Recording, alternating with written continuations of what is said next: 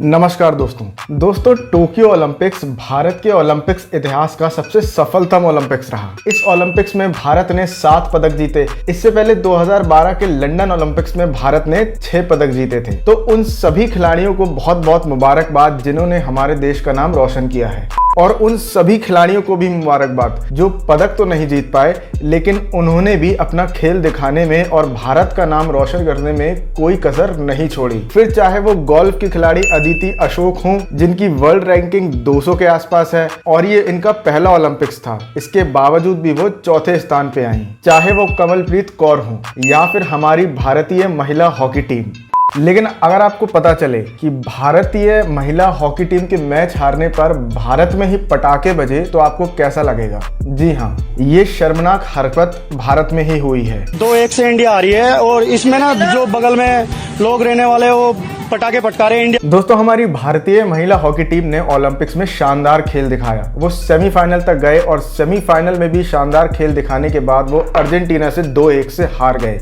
भारतीय महिला hockey team की सुपरस्टार खिलाड़ी वंदना कटारिया के परिवार ने बताया कि उनके पड़ोस में रह रहे कुछ ऊंची जाति के लोगों ने भारत की हार पे पटाखे फोड़े और ये कहा कि भारतीय महिला हॉकी टीम इसलिए हार गई क्योंकि उसमें दलित खिलाड़ी ज्यादा थे और वंदना कटारिया भी एक दलित खिलाड़ी हैं। तो क्या कुछ कहा उनके परिवार ने, आप खुद ही सुन लीजिए। आज इंडिया और अर्जेंटीना का मैच चल रहा था सेमीफाइनल। इसके थ्रू जो अगर इंडिया का प्रदर्शन फिर भी अच्छा रहा है, 2-1 से इंडिया आ रही है और इसमें ना जो बगल में लोग रहने वाले वो पटाखे पटका रहे हैं इंडिया के हारने से दूसरी जाति के, और यहाँ जाति भेदभाव हो रहा है। विक्की पाल और टीटू पाल। तो दोस्तों, अब इनको देशद्रोही बता के इन पे मुकदमे होंगे या नहीं होंगे ये तो वक्त ही बताएगा। इन लोगों ने घर में बहुत ज्यादा पटाखे पटकाए और सब कुछ हमें आंखों से दिखता हुआ कि मैच चल रहा था कि अचानक इंडिया हारने पर इन्होंने हमारे देश में ही रहते हुए पटाखे पटकाए। लेकिन आज भी हमारे देश में दलितों के साथ ऐसा व्यवहार करा जा रहा है, वो भी तब जब वो देश के लिए खेल रहे हों। तो आपने क्या किया उसके बाद? हमने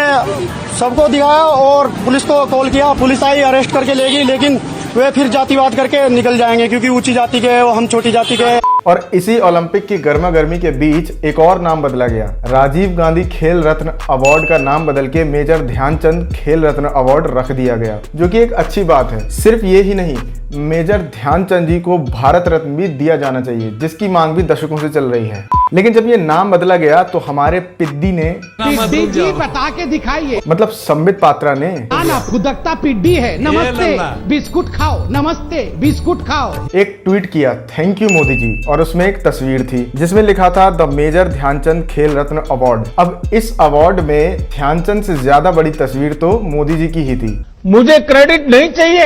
और बस इसी बात को लोगों ने पकड़ लिया और इनकी जम के ट्रोलिंग हो गई। ये बड़ी अच्छी बात कही आप। और दोस्तों, ये ठीक भी है। हम बार बार देखते हैं कि ये सरकार काम इतना करती है लेकिन प्रचार इतना करती है।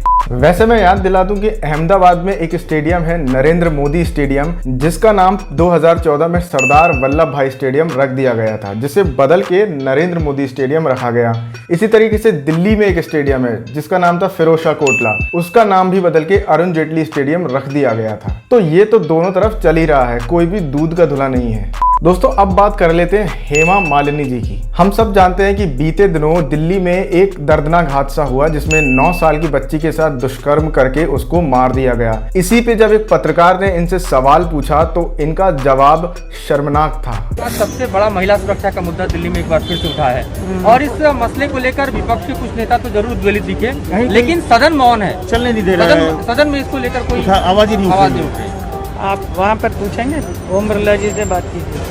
आप वहाँ पर पूछेंगे, ओम बिरला जी से बात कीजिए। और आप सोच सकते हैं कि ये एक महिला सांसद है, लेकिन इन्हें देश की बेटियों से ज्यादा सरकार और सरकार की इमेज की चिंता है। नेता हो तो ऐसे। बीजेपी की मथुरा से एमपी हैं हेमा मालिनी। कह रही हैं लोग मुझसे बहुत खुश हैं।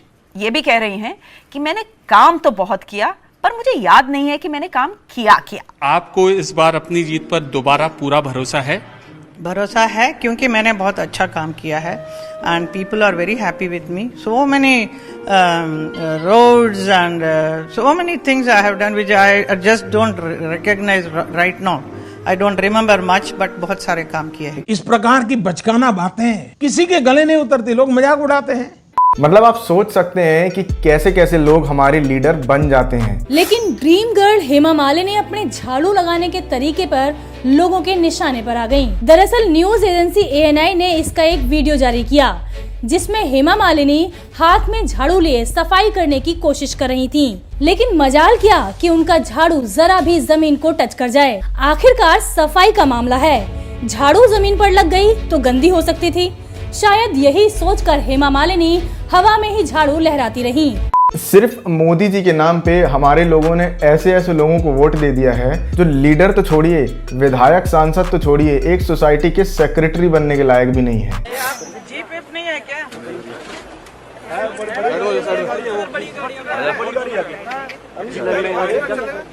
बड़ी गाड़ी है उसमें बड़ी गाड़ी ले लो, फॉर्च्यूनर आगे आपने फॉर्च्यूनर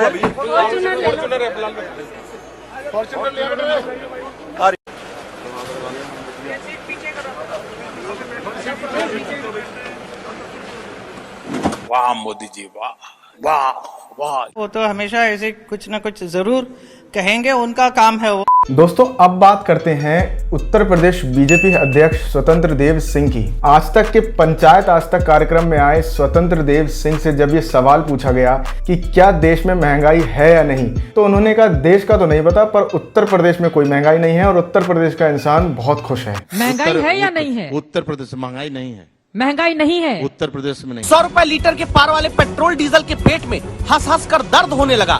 56% महंगा बिक रहा सोयाबीन का तेल तुरंत सन्नाटे में सोने चला गया जब पता चला इनकी महंगाई तो उत्तर प्रदेश में अदृश्य हो गई। तो दोस्तों अभी समय है, समझ जाइए, जान जाइए, सतर्क हो जाइए। तो हमें महंगाई मुद्दा नहीं बनेगा, हमें एहसास नहीं बन सकता, नहीं बन सकता, नहीं बन सकता। महंगाई है या नहीं है? उत्तर प्रदेश में महंगाई नहीं है। महंगाई नहीं है उत्तर प्रदेश में नहीं महंगाई है। सर सब लोग हंस रहे हैं, आप कह रहे हैं महंगाई। आपको पता है पेट्रोल डीजल अभी तो आप भरवाते नहीं होंगे खुद जाके, आपका तो ड्राइवर, आपको पता है पेट्रोल डीजल का दाम अभी क्या है? उसी को वोट दीजिए जो पढ़ा लिखा हो, जमीन से जुड़ा हो और आपके क्षेत्र को समझता हो। सिर्फ ऊपर के बड़े नेता को देख के किसी को भी वोट दे देने से आप ही का नुकसान होगा, क्योंकि जब आपको काम पड़ेगा तो आप उस बड़े नेता के पास नहीं जाएंगे, आप जाएंगे अपने विधायक और सांसद के ही पास। लेकिन अगर वो भी आपके साथ लॉयल नहीं होगा तो आपकी मदद कोई नहीं करेगा। तो इससे पहले कि सब कुछ ऐसा ही चलते रहे और आपकी जेब से पैसा और थाली से बची कुची दाल रोटी भी चली जाए, आप इस चैनल को सब्सक्राइब करिए, वीडियो अच्छी लगी हो तो उसे शेयर और लाइक करिए। तो ऐसे सवालों को करने के लिए देखिए, एक तो बेसिक ट्रिक है, एक तो लाइक और शेयर ठोक दीजिए, महाकाल का लाइक और शेयर ठोक दीजिए। पूरा साल मेहनत करता हूँ आपके लिए बेटा, ऐसा नहीं चलेगा, ऐसा नहीं चलेगा।